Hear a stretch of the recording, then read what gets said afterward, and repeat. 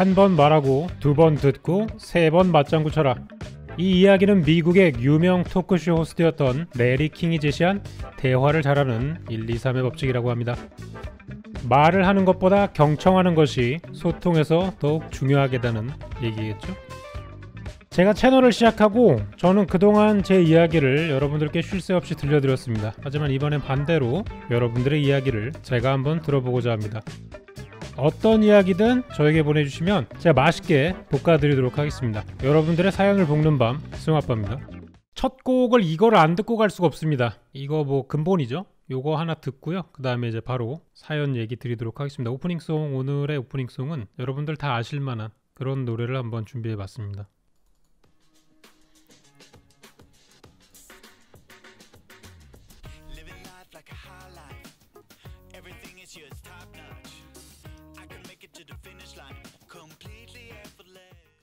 무튼 오늘의 첫 번째 곡은 Before Your Mine이라는 노래예요. 요거는 아시다시피 제 유튜브에 사용되고 있는 백그라운드 뮤직이죠. 이게 이제 가사가 없는 버전을 쓰고 있어요. 저는 갑자기 뭐 웬 라디오 이렇게 하냐 싶으신 분들도 계실 텐데, 놀랍게도 사실 저는 예전에 라디오 방송을 한번 한 적이 있습니다. 뭐 고민 상담소 요거를 한 적이 있잖아요. 그러면 이제 오늘 요 코너 같은 경우에는 여러분들의 사연을 읽어드리고 나중에 끝나면은 투표를 받아서 가장 재밌었던 사연을 주신 분들께 치킨을 보내드리도록 하는 소정의 여러분과 함께하는 시간이라고 볼 수가 있겠습니다. 볶는 밤은 이제 여러분들의 사연으로 만들어지기 때문에 매주 정해지는 주제에 어울리는 사연을 티게더나 카페 이쪽에 남겨주시면 좋을 것 같아요. 매주 주제가 바뀌고 있으니까요. 공지를 한번 확인해 주시고 사연을... 오랜만이에요. 요즘 컨텐츠... 잠깐만, 이거 방송 사고인데? 첫 번째 주제 같은 경우는 복이에요. 복. 승우아빠 채널, 제 채널 이제 보시는 분들이라면 이 복이라는 의미가 뭐 요리로서의 볶음과 사람을 볶는다 이렇게 표현하는 이제 두 가지로 나눠지겠죠. 사실 이렇게 주제로만 하면은 일주일 만에 많은 사연을 모을 수가 없었어요. 그래가지고 약간 제한 없이 모든 사연에 그냥 복만 들어가면은 다 통과한다는 주제로 사연을 모았습니다. 뭐 회사 복사기가 고장났다, 뭐 밖에서 이견복 셰프를 만났다, 뭐 롤 하다가 정복자 룬을 들었다, 뭐 이런 복만 들어가면은 대충 그냥 다 되는 걸로 사연을 모았습니다.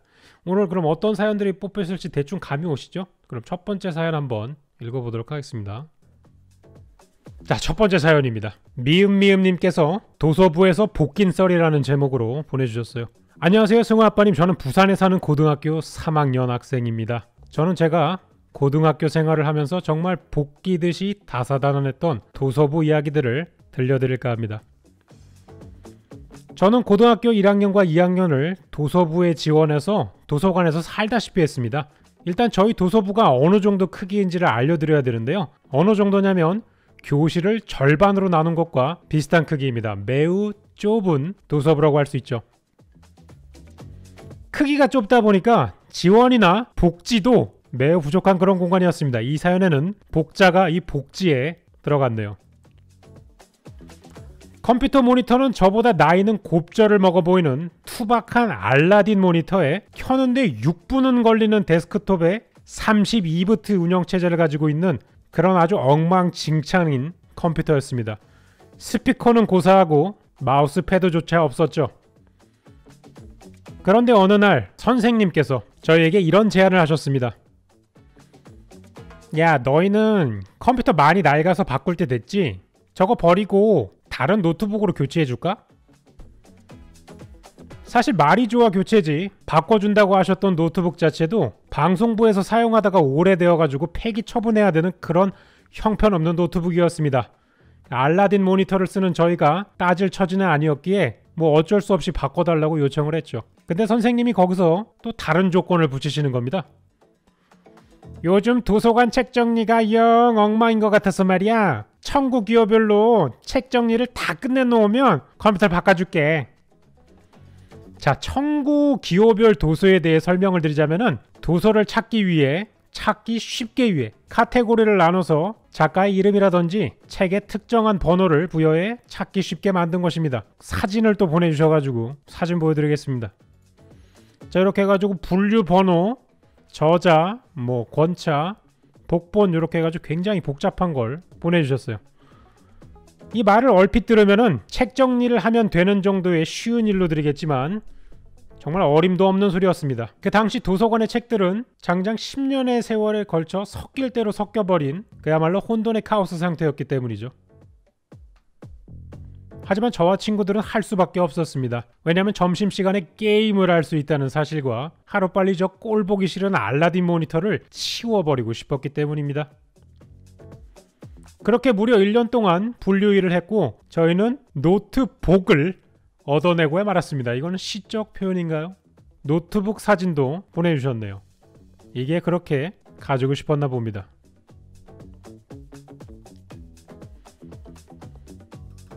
하지만 저희를 기다리고 있던 시련은 이게 끝이 아니었습니다. 노트북을 얻고 한동안의 봄을 만끽하던 저희 도서부에 신간 도서가 207권이나 입고된 것입니다. 문제는 가뜩이나 좁아 터질 것 같은 저희 도서관에 이 신간 도서를 넣을 책장이 더 이상 없었어요. 그래서 들어갈 곳 없었던 신간 도서들은 바닥에 그냥 얼기설기 방치할 수밖에 없었습니다. 그러던 어느 날 교장 선생님께서 이런 책들의 모습을 보시고는 신간 도서가 먼지 쌓여서 방치에 된 꼴을 못 보겠다 하시면서 신간 도서를 책장에 집어넣으라는 것이었습니다. 책을 넣을 공간이 없어서 이렇게 놓았다는 얘기와 함께 책장을 추가로 구매해 줄 수 없냐고 제안드렸지만 예산이 없다는 말로 답변을 대신했습니다. 책을 넣을 공간은 없지만 바닥에 놓인 책들은 넣어놓으라고 압박받는 아이러니한 상황에서 책장을 기증을 받자니 기증 또한 절차가 있어서 저희 돈으로는 책장을 충당할 수도 없는 상황이기에 정말 이러지도 저러지도 못하는 그런 상황이었는데요. 한참을 머리를 굴리고 굴린 끝에 결정했습니다. 책장을 살 수 없으니까 그냥 만들어버리기로.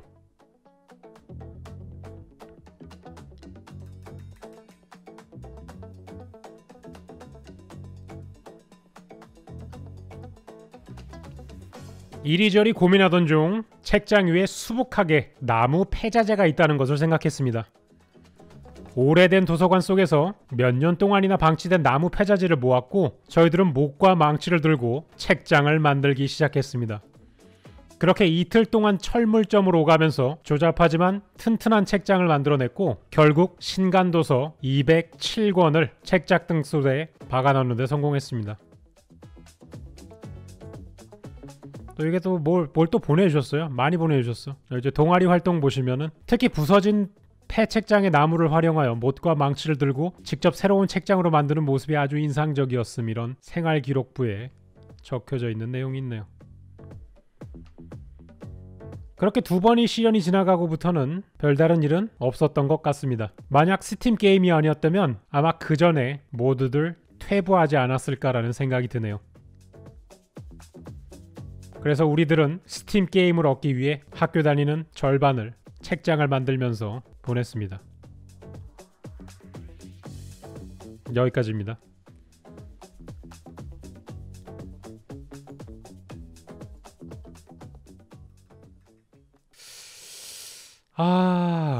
학교 다니다가 이런 일들 있죠. 뭔가 부활동 이런 걸 하잖아요. 저는 예전에 중학교를 다닐 때 어떤 부활동을 했냐면 컴퓨터 부를 했어요. 홈페이지 부를 하죠. 거기서 하는 일들은 그냥 학교 홈페이지를 개설을 하고 관리하는 일인데 홈페이지 부가 하고 있던 것 중에 굉장히 꿀 같은 일이 하나 있었습니다. 바로 홈페이지 부를 운영하는 사람들은 전산실을 자유롭게 사용할 수 있었어요.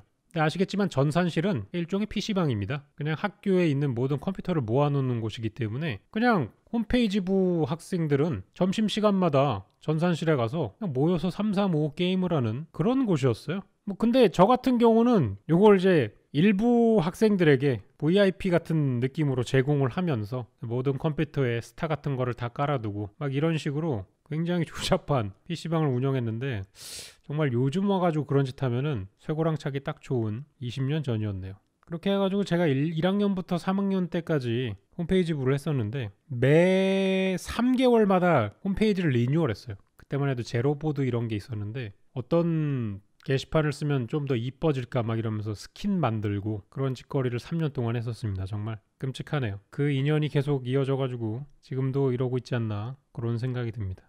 복이 들어갔는데 노트복이랑 그 다음에 이제 복지 뭐 이런 부분에 사용을 하셨어요. 사연 이름이 이제 도서부에서 복긴 썰인데 사실 자율적으로 한 거잖아요. 뭐 그렇게 복긴 거 같지는 않습니다. 스스로를 볶았다고나 할까? 이런 사람들이 있어요. 그냥 스스로를 볶는 사람들. 근데 나중에 굉장히 개고생하게 됩니다. 스스로를 너무 볶지 마십시오. 고통스러운 삶이 다가올 수 있다고요. 자, 그럼 두 번째 사연 한번 만나보도록 하죠. 두 번째 사연은 무아리님이 복김 당하는 직업으로 절대 빠지지 않는 직업이 있습니다 해가지고 보내주셨습니다.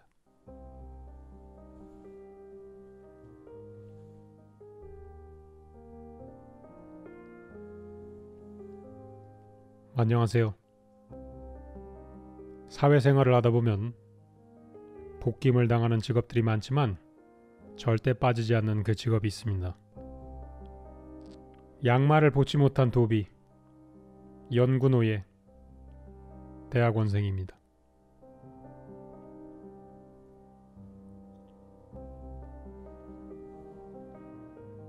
썰을 풀어보라 하시면 정말 밑도 끝도 없이 3일 밤낮을 읊을 수 있지만 어디인지 유추가 가능하면 크게 복귀이기 때문에 자세한 이야기는 하지 못합니다.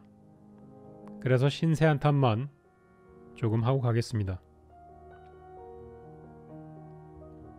기본적으로 교수님들께선 9to6를 많이 요구하십니다. 9시에 출근해서 6시에 퇴근하라는 이야기죠. 와! 대학원생 6시 칼퇴 개꿀이네! 라고 하시면 굉장히 경기도 오산입니다. 저 9to6가 일을 하다 보면 9am to 6am이 될 수도 있고 6am to 9pm이 될 수도 있습니다. 주말에 오후 11시까지 일을 하다가 쉬러 잠깐 나와보면 복도의 온 연구실이 환한 모습을 보이기도 하고 새벽 4시에 화장실에 갔다가 다른 도비를 보는 경우도 허다했습니다.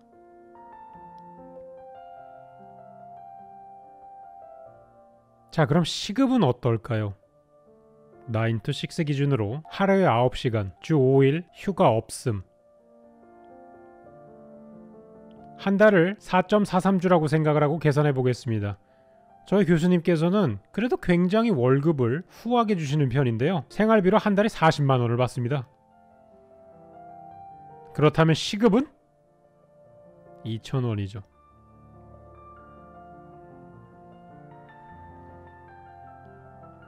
근로자의 날에 쉬나요? 아니요. 저희는 학생입니다. 개교기념일에 쉬나요? 아니요. 저희는 학생이 아닙니다. 학생도 직장인도 아닌 애매한 위치에서 시급 2,000원을 받으며 일을 하고 있다고 보시면 되는데요. 법적인 측면에서도 학생들에게 적용되는 법이나 직장인에게 적용되는 법 두 가지 법의 보호를 받을 수 없는 매우 안타까운 상황입니다. 이렇게 신세한탄을 하면 듣는 소리가 있습니다. 야, 너네가 선택한 길이잖아. 나중에 좋은 직장 가기 위해서 말이야 준비하는데요. 돈까지 줘? 그렇게 불평할 거면 회사 가. 학생 때가 편한 줄 알아야지 말이야. 아주 그냥. 응? 저는 제가 하고 싶은 공부를 하기 위해 학교에 남은 케이스입니다. 제가 선택했고 제가 감내하는 게 맞긴 한데 저런 이야기를 들으면 5만 가지 생각이 다 들더라고요. 볶이는 건 위에서 볶는 거로 충분하다고 생각을 했는데 주변 사람들도 같이 볶으니까 멘탈이 터져가지고 제 경우에는 섭식장애와 우울증, 강박증이 동시에 왔었습니다. 불만을 토로하다 보니 정말 어두침침한 글이 되었는데요. 결론은 굉장히 심플합니다. 도비들은 언제나 칭찬, 격려, 응원, 교수님 뒷담화가 필요한 사람들입니다. 주변에 도비가 있다면 볶지 말고 양말을 받을 때까지 응원을 부탁드립니다. 제발요. 그리고 전국에 고생하는 도비들을 빨리 졸업하시기를 간절히 빌면서 글을 마치겠습니다. 감사합니다. 추신 신청곡이 있다면 전람회의 졸업을 부탁드리겠습니다. 승화빠님, 방송 정말 잘 보고 있어요. 신청곡은 삭제되었다.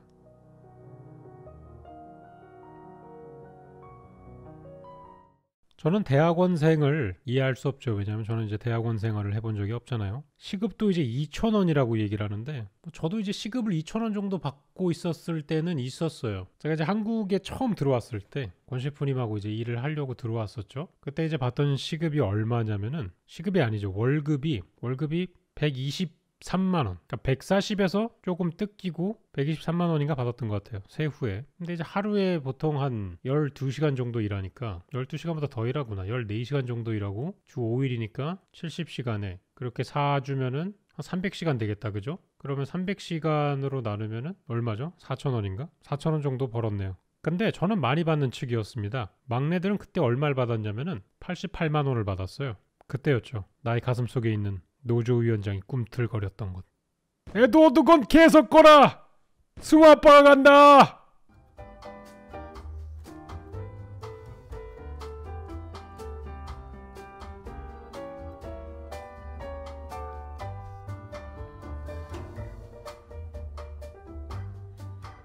세 번째 사연입니다. KSW4093님이 하나님 도를 아시나요? 라는 제목으로 보내주셨습니다.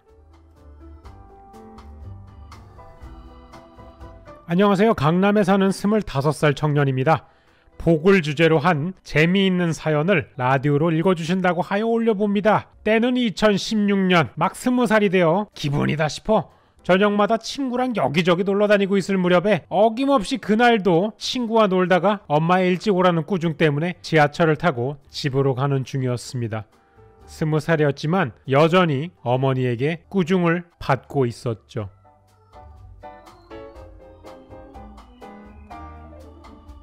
집 근처 역에 도착하고 7번 출구로 나가는 중에 한 깔끔한 정장과 올백 머리를 입으신 한 30살 정도 되는 남성분이 저를 불러 세우시더군요. 그러고서는 자기는 목사인데 혹시 하나님의 어머니를 믿어보실 생각이 없냐면서 저한테 이야기를 시작하셨습니다. 그 목사님의 말씀으로는 하나님은 여자도 남자도 아닙니다. 그림으로 사람들이 생각하는 이미지로는 남자로 알고 있지만 그건 잘못된 겁니다. 라면서 성경을 꺼내더니 손가락으로 한 부분을 가리켰습니다. 마태복음 22장 33절에 하늘의 천사는 남자와 여자의 구별이 없으므로 아버지 하나님과 어머니 하나님도 존재하지 않는다. 이렇게 마태복음에도 써있지 않냐라고 말씀을 하시는 겁니다. 이분 같은 경우는 마태복음의 복을 사연의 복으로 사용하셨네요. 저는 잠시 생각하다가 마태복음이요? 마태복음이 아니라 마태복음이란 말입니까? 라고 되물어보았고 이때 아마 저는 이 사람이 사입이구나라고 눈치를 챘습니다. 그분은 마태복음이지! 마태복음은 뭡니까? 하면서 저에게 계속 하나님의 어머니를 믿지 않겠냐는 이상한 이야기를 하시면서 자기네들이 매주 토요일마다 역삼역에 있는 한 교회에 나가니까 그쪽으로 나와라. 거기서 이제 하나님의 어머니를 공부하자. 회비도 얼마 안 하고 11조도 안 내도 된다. 이러면서 저를 막 꼬시기 시작을 한 거 아닙니까? 그러다 보니까 얘기는 어느새 30분 정도로 길어지고 저의 핸드폰은 엄마의 빨리 오라는 전화에 진동으로 정말 가득 차기 시작을 했습니다.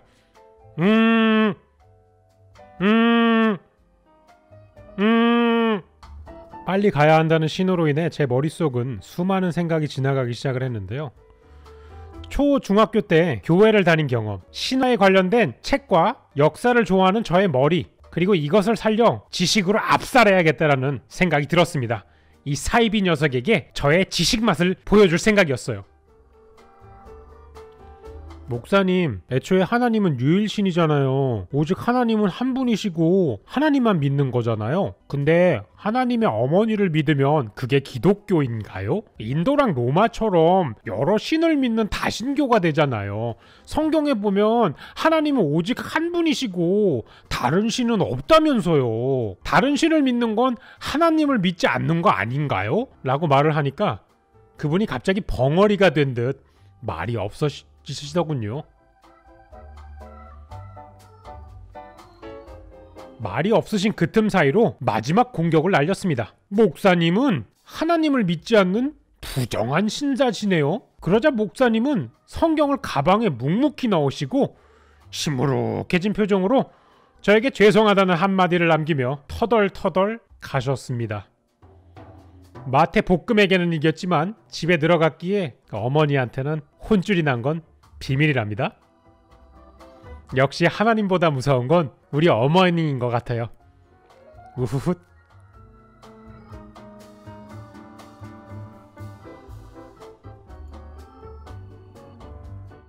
자, 길을 걷다가 사이비, 이거 사이비라고 얘기를 해도 되나요? 어쨌든 뭐 그런 분을 만나신 사연이었습니다. 사실 저는 뭐 사이비라던가 다단계라던가 이런 거를 경험해 본 적이 없어가지고 이거는 공감은 안 가는데, 저 말고 제 아내가 그 옥장판 파는 곳에 불려간 적이 한 번 있습니다. 제 아내가 저한테 이제 얘기해준 아내의 썰이라고 볼 수 있겠죠. 그 아내가 저랑 결혼하기 전에 학교를 다닐 때 후배가 한 명 있었대요. 근데 여자 후배였는데 어느 날 하루는 이제 아내한테 와가지고 제가 이제 좋은 모임이 있는데 한번 가지 않겠냐. 근데 그때만 해도 그런 거에 이제 쫄래쫄래 따라가는 스타일이었기 때문에 따라간 거죠, 아내가. 근데 들어가 보니까 뭐 이런 학원 강의실 같은데 책상이 잔뜩 있고 뭐 이런 유인물 같은 게 잔뜩 나눠져 있었더라는 거예요, 책상 위에. 그리고 나서 갑자기 멀끔하게 생긴 분이 정장을 딱 입고 앞에 오시더니 갑자기 PPT를 하시더래요. 근데 뭔가 물건을 파는 이런 PPT를 하는 게 아니라 굉장히 밝은 미래, 뭐 저희가 꿈꾸는 회사, 여러분을 위한 기회, 뭐 이런 것만 잔뜩 얘기를 하다가 맨 마지막이 돼서야 유인물을 나눠준 거를 딱 펼쳐봤는데 그 안에 이제 팔아야 되는 목록들이 이렇게 잔뜩 적혀져 있었대요. 그래서 이거를 뭐 형제 자매들에게 추천을 하시면 여러분께 좋은 혜택이 돌아갑니다. 뭐 이런 걸로 굉장히 다단계 집단이었다는 것이죠. 그래서 아내는 그걸 보자마자 도망가야 된다. 그래가지고 자꾸 이제 집에 가야 된다고 얘기를 했는데 그쪽에서는 계속 붙잡아 둬야 되니까 좋은 말씀 해드릴 테니까 듣고 가세요. 뭐 이런 식으로 계속 꼬셨나 봐요. 근데 이제 아내 같은 경우는 여기 계속 있으면은 뭔가 이제 직감적으로 느낀 거죠. 큰일이 생기겠다. 그래가지고 그럼 잠시 화장실을 다녀올게요 라고 하고 밖으로 쏙 나와가지고 뒤도 돌아보지 않고 달렸답니다. 그리고 집에 오자마자 그 후배의 전화번호를 삭제해버리고 더 이상 만나는 일이 없었다고 하네요. 그때 아마 거기에서 뭔가를 했었다면은 저도 똑같이 팔고 있지 않았을까요?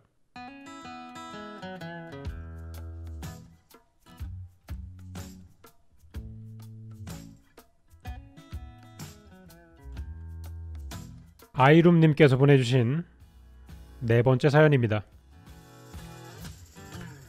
지난주에 있었던 따끈따끈한 실화입니다. 올해 23살 되는 전역한 지 2달 된 대학생입니다. 그래서 그런지 코로나 시국에 집에만 있으니까 정말 답답해서 미쳐버릴 것만 같더라고요. 군대에서 운동해오던 습관이 있어서 다시 운동을 시작해야 되겠다 싶어서 그때 시작했던 게 바로 농구였습니다. 혼자 하기에는 심심하기 때문에 친형한테 같이 하자고 부탁을 했더니까 오케이 때리면서 같이 운동을 시작하게 됐습니다. 동네에는 농구 코트가 잘 구비되어 있는 곳이 없었기 때문에 저희 형제가 졸업했었던 중학교 농구 코트를 자주 이용을 했었는데요. 그렇게 개학 시즌이 찾아왔을 무렵의 어느 날이었습니다. 학교에 차가 엄청 많이 주차되어 있길래 선생님들이 출근하셨나 보네 하면서 여느 때와 마찬가지로 농구를 즐기고 있었어요. 마침 그때는 입을 만한 옷이 하나도 없어서 예전에 입었던 학교 체육복을 입고 농구를 즐기고 있었습니다. 그러던 중 학교에서 몇 명의 선생님들이 회의가 끝난 듯 나오시는 것이 보였습니다. 무리 중 유독 빡세 보이는 애들 단속을 조금 할 것 같이 좀 칠 것 같이 보이는 선생님께서 오시더니 저희에게 대뜸 얘들아 지금 학교 이용 불가다. 다음에 시기가 좋아지면 건강하게 놀아라. 그러시길래 죄송합니다 하고는 얼른 물러가야겠다 했죠. 짐 정리를 끝내고 먹던 음료수를 가방에 넣고 가려는데 갑자기 저 멀리서 야 이 새끼들 너네 누구야? 너네 왜 학교 쓰는 거야? 욕지거리가 날라왔습니다. 소리 난 쪽을 쳐다보니까 같이 학교에서 나왔던 젊어 보이는 교사였습니다. 욕설을 던지고 터벅터벅 다가온 그 교사는 고성을 이어갔습니다. 너네 누구 맘대로 학교 막 사용하래? 너네 누구야? 제 두 귀를 의심했습니다. 뭐지 저 사람은? 그런 생각이 들 때 저희 형이 갑자기 이런 얘기를 하더군요. 예 저희요? 말해도 모르잖아요. 이 새끼가 싸가지 없게 어른한테 말버릇이 그게 뭐야? 분위기가 조금 이상해진 것을 느끼고 저는 말을 돌렸습니다. 저희가 이 학교를 졸업해서 그냥 한번 와보고 싶어서 찾아뵙게 되었습니다. 그러니까 그렇게 얼굴 붉히지 마시죠. 그런 말을 하고 있는 제 의상은 고등학교 체육복이었죠.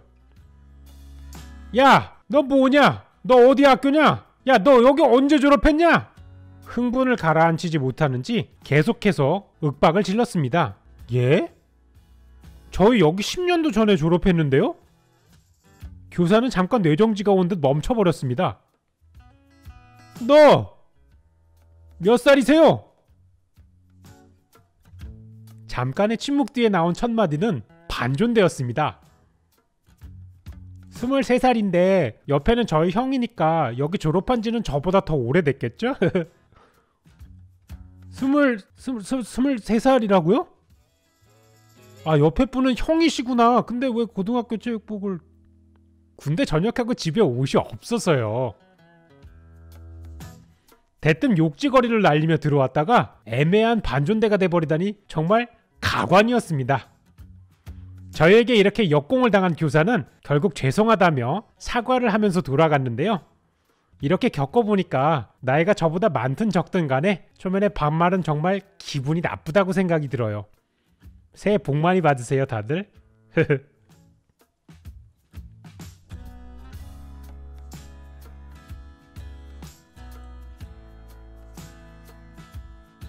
참 초면에 막 반말하는 사람들 많잖아요.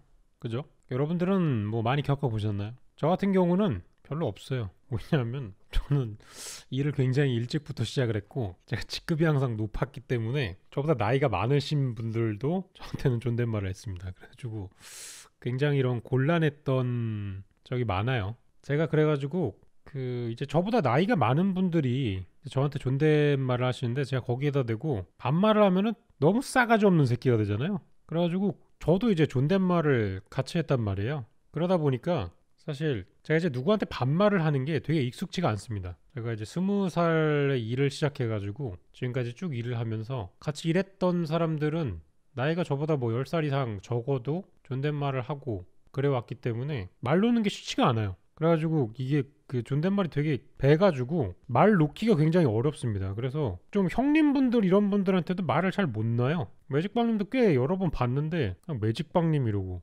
형이라고 말을 못 하겠어요. 약간 뭔가 쉽지가 않습니다. 계속 이제 극존칭을 쓰게 되고 그거는 조금 아쉬움이 있어요. 근데 문제는 뭐냐면 제가 약간 이런 애늙은이니까 그분들도 말을 함부로 못 놓으세요. 그래서 여전히 굉장히 나이 차이가 나는 동생인데 그러실 때마다 서로 이제 뻘쭘한 상황이 되죠. 그런 게 조금 아쉬운 점이긴 합니다. 뭐 그렇다고요.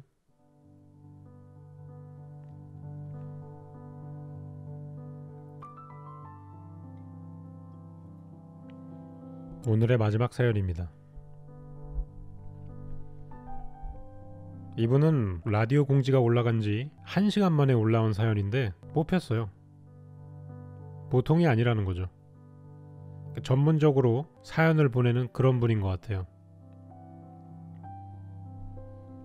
꼼웽이님께서 반년 만에 새해를 13번 맞이한 사람이 있다 뿌슝 빠슝 이라는 제목으로 보내주셨습니다. 안녕하세요. 간호조무사를 공부하고 있는 20대 청년입니다. 제 이야기는 병원 실습 도중에 있었던 일들을 써보려 합니다. 제가 있던 병원은 요양병원인데요. 요양병원에는 가지각색의 빌런 할머니, 할아버지 분들이 계십니다. 반년을 매일같이 봐도 볼 때마다 늘 누구냐고 짜릿하게 물어보시는 정우성 빌런 할머니부터 시작을 해서 인사 대신 이기자를 외치며 경례를 해서 간부 출신이신가 했지만 그냥 병사 출신인 always winner 할아버지, 그리고 이상하게 제 얼굴만 보면 웃으시는 관상가 할머니까지, 이렇게 다양한 어르신분들이 요양병원에 계시지만 모든 방의 TV 채널은 고정되어 있습니다. 바로 임영웅님에게 말이죠.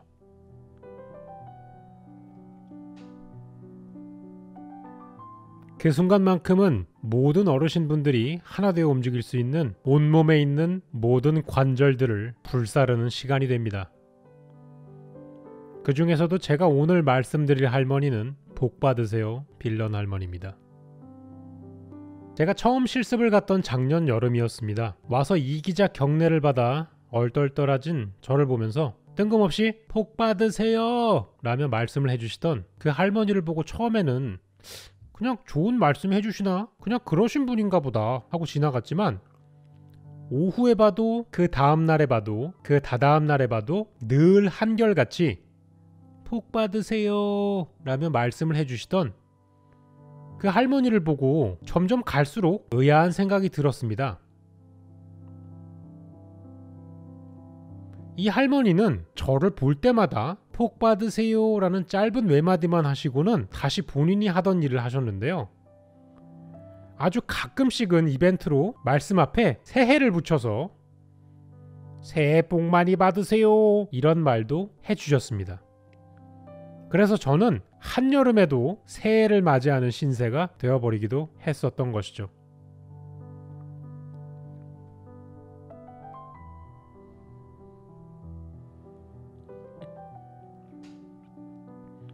이 할머니의 병명은 치매의 대부분을 차지하던 알츠하이머성 치매셨습니다.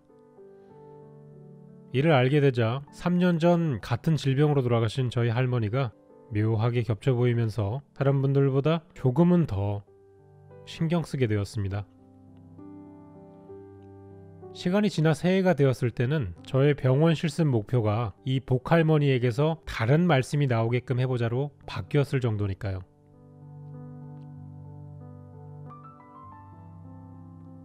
관계자분들의 말씀으로는 가끔씩 다른 말씀도 하신다는데 그 빈도가 얼마나 적냐면 승우아빠 채널에서 성공한 요리를 찾는 정도로 드물다고 크크루 삥뽕!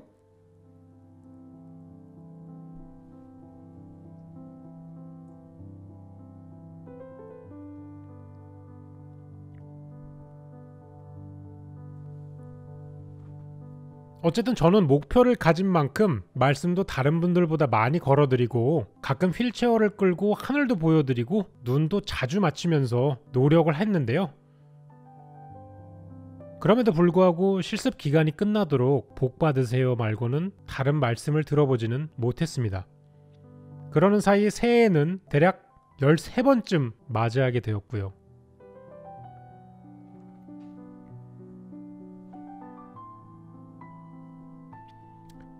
13년의 실습 기간이 끝나고 마지막 출근날 퇴근하기 전 병실을 돌아다니며 할머니 할아버지들께 마지막 인사를 드렸습니다.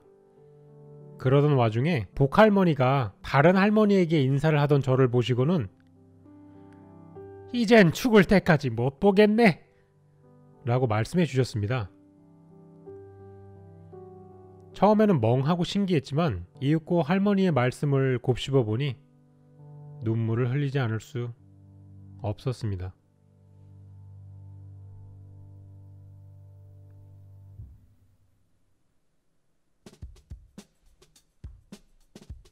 야, 이거 노래가 갑자기 이게 나오면 안 되는데 정신 차려. 살면서 많은 사람들을 만나지만 잠시 스쳐 지나간 사람들 중 실제로 죽을 때까지 못 볼 사람들도 많지만 복할머니가 말씀하시는 죽음은 다른 의미로 다가왔습니다. 저는 복할머니에게 감사하다는 말을 올리고는 나머지 어르신들께도 인사를 다 못한 채 병원을 빠져나왔습니다. 왜냐하면 너무 슬픔이 복받쳐서 나머지 어르신들 앞에서 울 수는 없었기 때문이었습니다. 그리고는 옆 건물 1층 화장실로 들어가 울음을 씹었습니다. 한참을 울고 팅팅 부은 눈을 마스크로 숨기고는 집으로 걸어갔는데요. 카페에서 마침 흘러나오던 이 노래가 제 귀마저 울려버렸습니다. 김범수의 보고 싶다.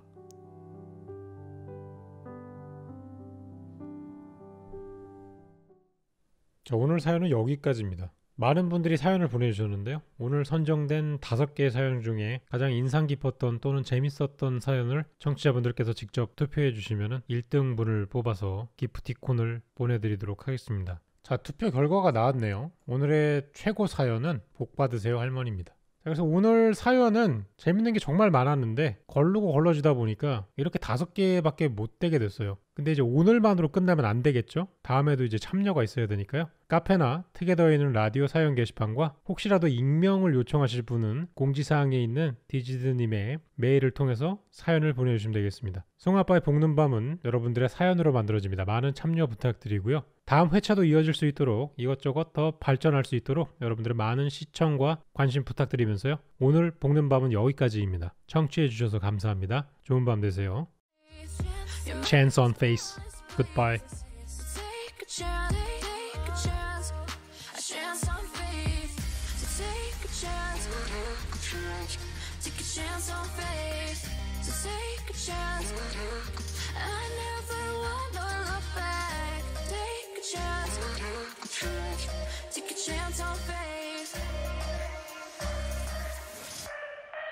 Chance on faith.